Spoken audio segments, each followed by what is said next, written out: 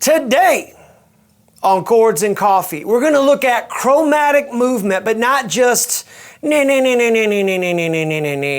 looking at some beautiful chromatic movement. We're looking at some stuff that when we talk about just, if we're thinking of the chromatic line as the melody, it's really simple. In fact, it's this kind of deal. Right? Pretty straight ahead. What do I mean by chromatic? Well, it's all half steps, right? And so I'm going to show you what I think, anyway, are some beautiful chord progressions with chromatic movement. And I'll reference some of these progressions to songs that you know and love. But the main thing I want you to get out of this Chords and Coffee is I want you to have some grips in your hands that have these beautiful chromatic progressions. You know, a lot of times, and I'm just talking about my own experience here, when I'm at the music store or I'm just kind of noodling around, and I'm sure if you've been playing for a while, you've had this too. Sometimes you'll just be playing something, and somebody will be like, "What is that?" And you're like, "I don't know, I'm just noodling around." And we did a whole lesson on noodling you can go back and watch. And if noodling is all you ever do and there's no real music being made, that can be a bad thing. But there is something to be said for just playing for the pure sake of enjoying the sounds that you make. And sometimes you need some things to play, and so this is what I'm going to give you. But moreover than this, if you know, hey, the reason this sounds really beautiful is because there's this chromatic thing happening that creates this beautiful tension that sort of continues to resolve as it travels down its linear path of chromaticism into the beyond. It's pretty good, I just made that up.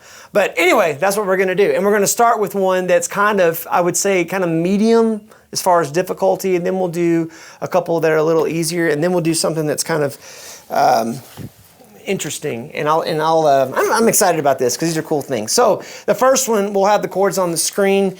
You can always email me at natewhite, NATEWHITE @palenmusic.com if you want these sheets specifically. So we're going to do this in A. And this is how I'm making this A. I've got my index finger on the B string of the 5th fret. I'm going to use an open E up here. I'm going to have my middle finger on the 6th fret of the G, and I'm going to have my ring finger on the 7th fret of the D. I'm doing this A. I'm going to play this for you real quick so you can just kind of hear where we're going, and then we'll talk about it.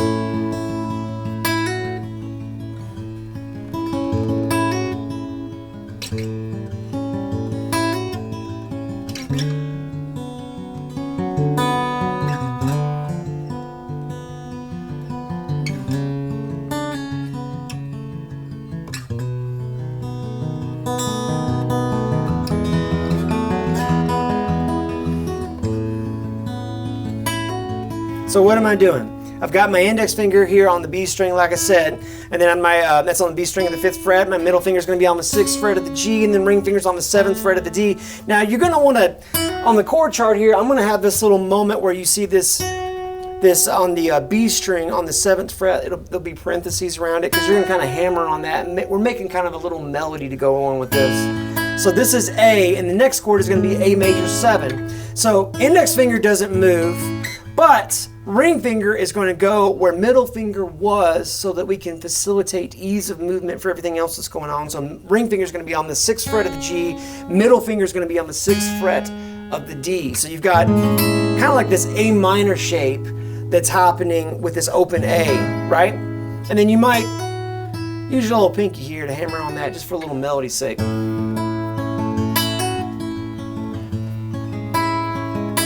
That's an A major 7, and then to this A dominant 7. Incidentally, this is one of my favorite chord progressions of all time. 1 major 7, dominant 7 to 4, and then to the minor 4. What songs have that? Like all of them that are good. So like stuff like Saltwater, Julian Lennon, It Ain't Over Till It's Over, Lenny Kravitz, Adagio from Spartacus by the classical composer Khachaturian. Has that, true story. A ton of Beatles songs, Something. It's just a beautiful chord progression. It's haunting, it never gets old. I love it. So anyway, dominant 7, right? And then right here, so this is going to be index finger on the 5th fret of the D. You're going to have your ring finger on the 6th fret of the G, and then your middle finger is going to be on the 5th fret of the B.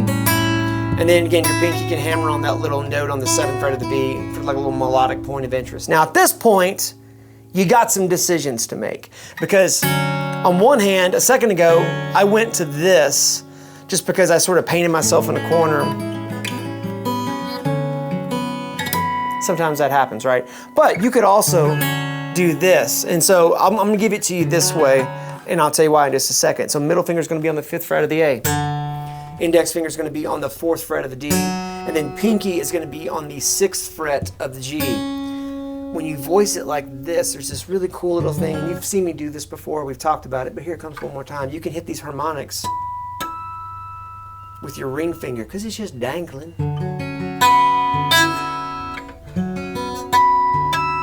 Forrest Gump, isn't that what he said? She taught me how to read, and I taught her how to dangle. Something like that, I don't know. Anyway, when your finger's just dangling there, you can hit those harmonics that are on the 5th fret. Right, isn't that pretty? And so that ends up being sort of the 6th, or since it's an octave way up there, it's kind of the 13th. And then that E is like the 9th, right? So whole thing.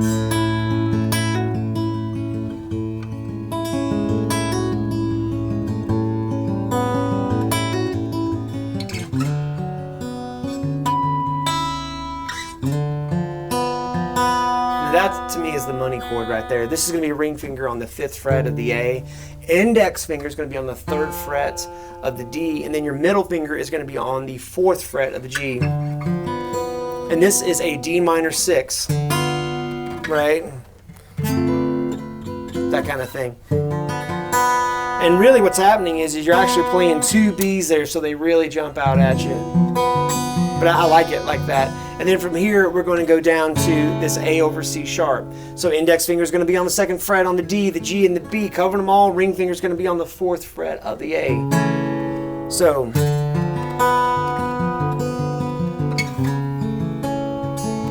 and then to good old B7, like Folsom Prison Blues B7. That's going to be middle finger on the 2nd fret of the A, index finger on the 1st fret of the D, and then ring finger on the 2nd fret of the G, open B again. And you can play that high E if you want to, and then a good old E chord. Now on this E, because I'm doing this movement, which we've done this in several Chords and Coffee episodes. In fact, I think I'll think of the episode later, comment below if you remember it, but we've done this little walk up here. And this is going to be index finger on the 1st fret of the E, middle fingers on the 2nd fret of the, 1st fret of the G, middle fingers on the 2nd fret of the D, and then this moves up to 2nd fret of the G, 4th fret of the D, 4th fret of the G, 6th fret of the D, and then you're right back where you started.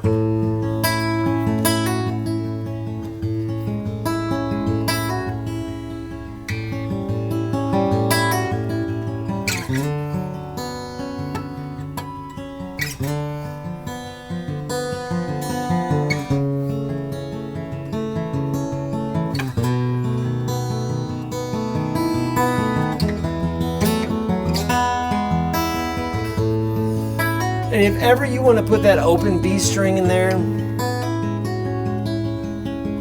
like here, on that A7 chord, I just think that's lovely. So I hope that's like a little cool thing that you can play and get some mileage out of.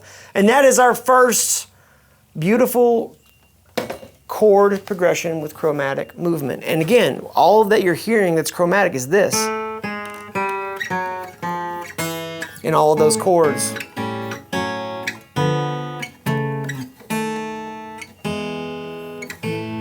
Lovely. All right, let's do another one. So this one reminds me of Jordan. Is it the band the Bare Naked Ladies? Is that what they go by? The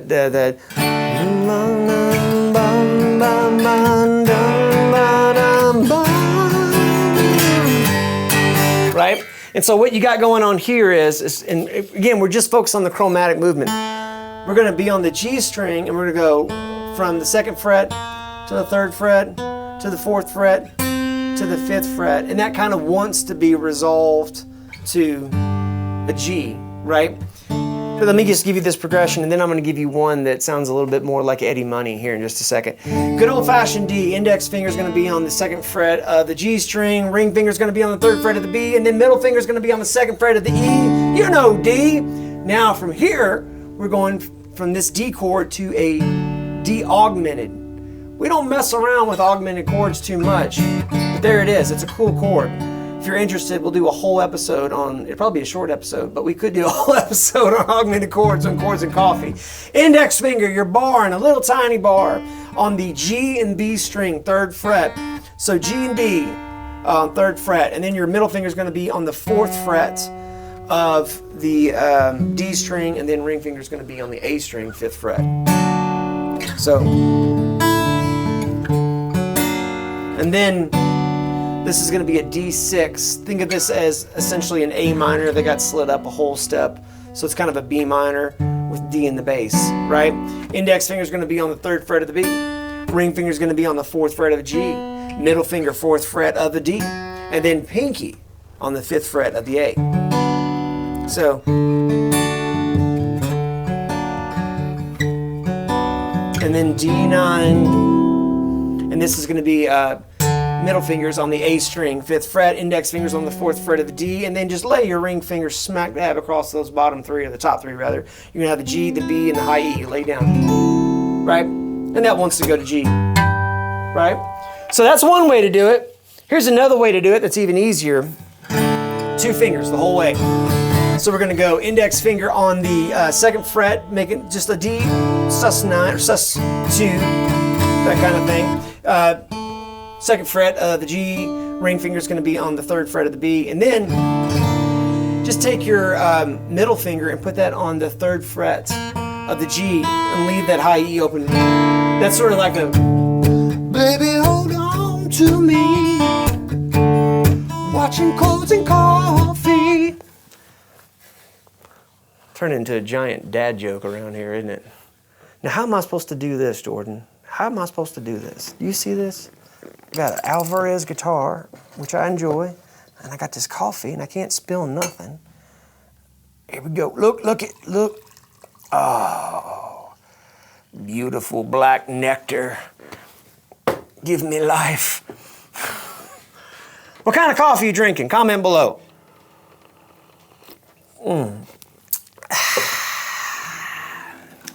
I like it. So we're right here. I'm thinking of this as a G minor 6.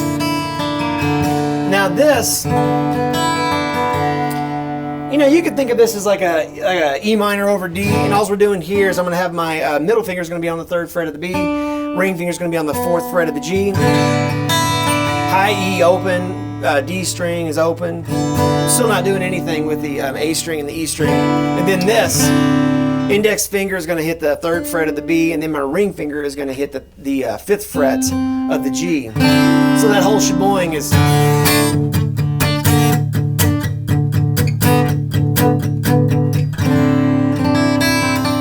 That'll come up.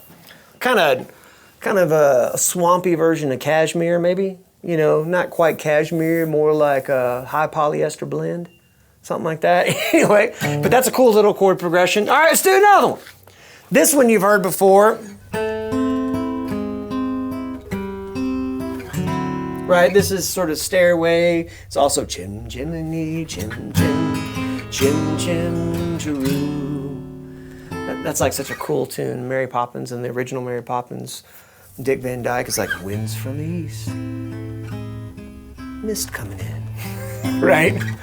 Like something is brewing. He has lost his mind. Possibly. All right, so let me give you these chords. Index finger is going to be on the 5th fret of the high E, the B, and the G. Ring finger is going to be on the 7th fret of the D string. This is also a lot of salsa. Or Don't You Worry About a Thing. Stevie Wonder kind of has that kind of moment in it too. And then from this A minor chord, you're just going to go down to an A minor major 7. Now you're just making up names. No, it's the truth. It's a minor chord that has a major 7 in it. So your middle finger is going to hit that major 7 of A, which is the G sharp, on the 6th fret of the D string. So again, we're just going, right? And then take your middle finger and lay that across from the D all the way to the high E. So,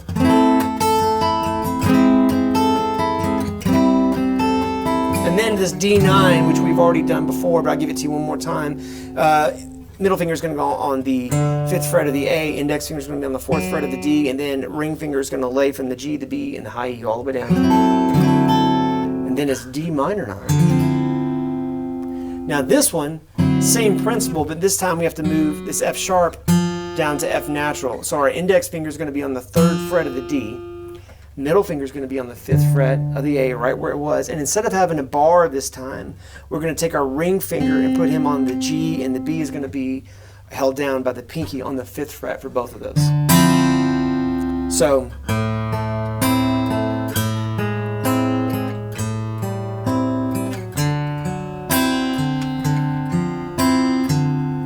and then if you wanted to keep this going down here, just do an E7. So, I kind of want to do an E7 like this. Index finger on the 1st fret of the G string, open D, middle finger is going to be on the 2nd fret of the A, and then pinky is going to be on the 3rd fret of the B. I know that kind of breaks our chromatic movement. But welcome to Chords and Coffee, where I make the rules. Hey, love you. Isn't that cool? That's a beautiful progression, right? It's also Let It Grow, Eric Clapton. Has that same kind of idea in it. Slightly different, but the same kind of thing. All right, one more. This is Deep Cut. This one's one of my favorites.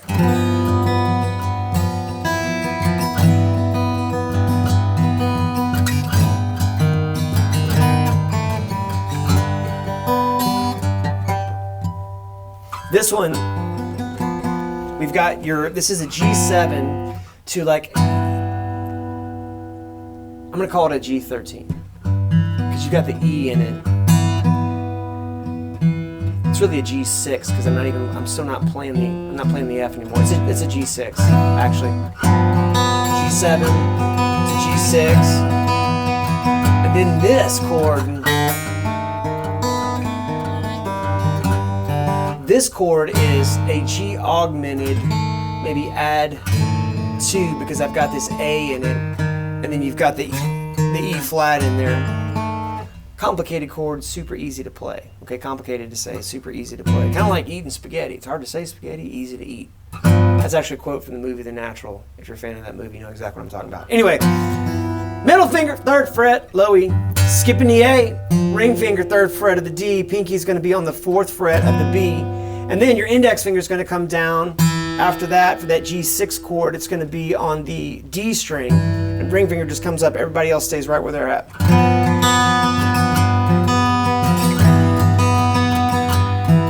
Then index finger is going to move back a half step to the 1st fret of the D, and then middle finger is going to come down on the 2nd fret of the G, and then ring finger is still going to be on the 3rd fret of the low E string. So the whole thing.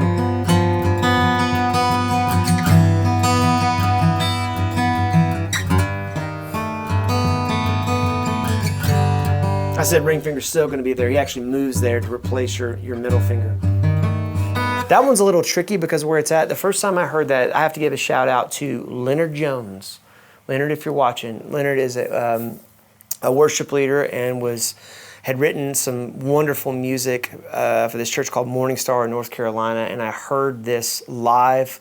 It's called On and On, and the melody was like and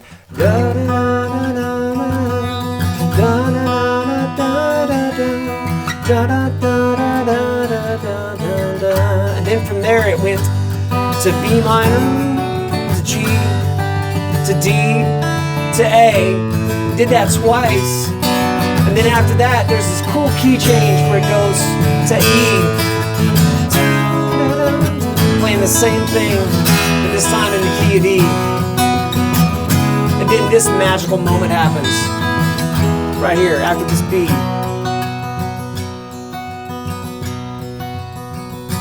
And it goes on and on and on and on. Man, the first time I heard that, going from that B chord where you've got that B note ringing. I think maybe it's happening up here, and then he goes to. But there's something magic that happens when you have like key change, and it goes on and on and on and on. As I was playing through this, Jordan, who's working the camera back there, heard that and was like, "Ooh, what is that?" the reason that sounds so haunting and so beautiful is, first of all, the chromatic movement that's in that first chord progression, which is, right? But then you have this common tone between B natural and G7. It's the roots in the B, and it's the major third in the G7. And that's beautiful. We can do a whole episode in Chords and Coffee on shared tones between chords that don't normally go together. But this episode's about chromatic movement. And I hope some of those progressions just expanded your ear and you're like, wow, that's really cool. Hit freeze on the screen, take you a screenshot.